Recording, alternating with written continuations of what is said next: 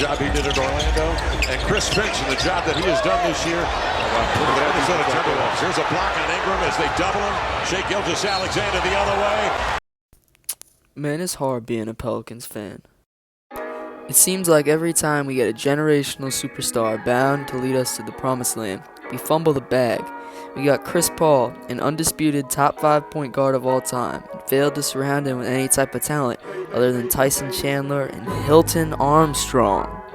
I mean, I guess we had Peja Stojakovic who could score 15 points a game and nothing else impressive. I'm not surprised we managed to blow a 3-2 lead during our best season ever in 2007 and 2008. But even if we couldn't win with Chris Paul, we had Anthony Davis coming right in time for a rebrand as we went from the Hornets to the Pelicans. At some point, the front office realized that now that we have AD, we couldn't make the same mistake that we did with Chris Paul and traded for DeMarcus Cousins. I feel like everybody remembers this era wrong though. People like to look back and paint this team of Boogie and AD as some kind of super team and the best big man in the world, when this man didn't even play a full season worth of games for us. And then, from out of the shadows, he appeared, Fat Jesus himself, Zion Williamson, a 6'6" freight train freak of a human being who could legitimately fly. And even with only a 6% chance of drafting the Big Z, we got the pick. Surely nothing could go wrong, right? We didn't even need to trade for a superstar. We already had Brandon Ingram from the AD trade, and we had Lonzo Ball, yes sir! I guess that New Orleans food was too good, huh? He ate one too many of them hot sausage po' boys and became the widest, heaviest player in the whole league. Let's not let that take away from the fact that bro had a monster season in 2020 to 2021. Yeah, he only played in 61 games, but 27 points a game? Sweet Jesus! And guess what? Zion might have gotten hurt before the time came, but we made the playoffs. And yeah, we got bounced in the first round by a team that ended up going to the finals, but there was still hope. He didn't even play the next season. We didn't make the postseason at all. And the next year, I swear to God, man. Then along came the 2023 to 2024 season, and everybody was expecting him to come in fat and out of shape. But the impossible happened. He was fat and out of shape. The way he looked on national television while the Pels got torched in the season tournament is legitimately embarrassing. So somewhere deep in his belly, he knew it was time to make a change. Big Z lost 25 pounds following the in-season tournament and ended up playing in 70 whole games for the season. He ended with averages of 22.9 points per game, 5.8 rebounds, and 5 assists. It might not be all NBA numbers, but it got the job done. And during the last stretch of the season, during March and April, he had averages of 28.7 points per game, 6.4 rebounds, and 4.9 assists.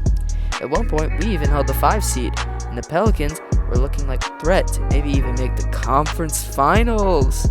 And then, in a game at Orlando on April 21st, Brandon Ingram went down with a bone bruise in his leg. This injury was the first major hit of the season. Sure, Dyson Daniels had been hurt for a while, but he wasn't putting up any huge numbers contributing to winning. B.I. was an absolute dog this season, an integral part of our offense secondary to Z. And when we needed to win the most to secure our playoff spot, we choked. And in the first play-in game, Zion had 40 points in what looked like a winnable game, and he came down wrong and was hurt. Even after an amazing win in Sacramento, we got swept in the first round with no Zion and Brandon Ingram playing horrifically. The only good thing we did during this series was hit a buzzer beater 3, but who cares because he couldn't hit any when it mattered. So with that, our great season was over.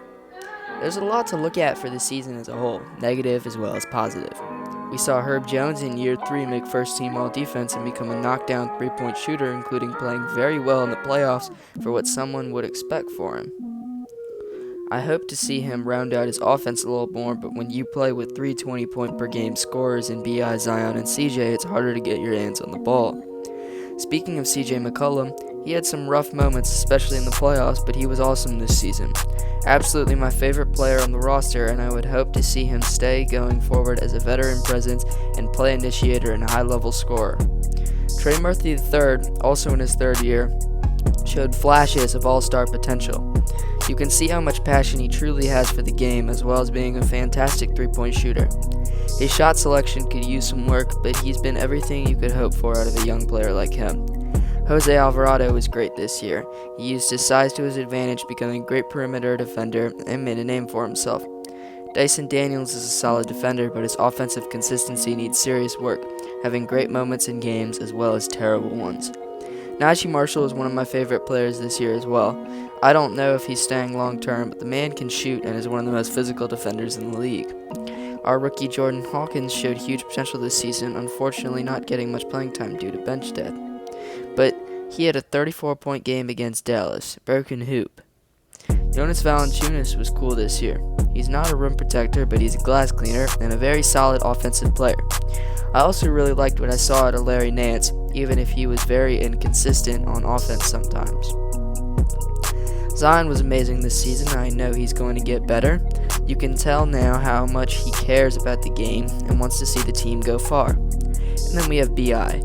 I don't think we're going to see him going forward. I think as a whole, the league should be scared of a healthy Pels. Every time a healthy Pelicans team has played the best teams in the league, they either win or they come close. With all the young talent we have, I'm confident we can.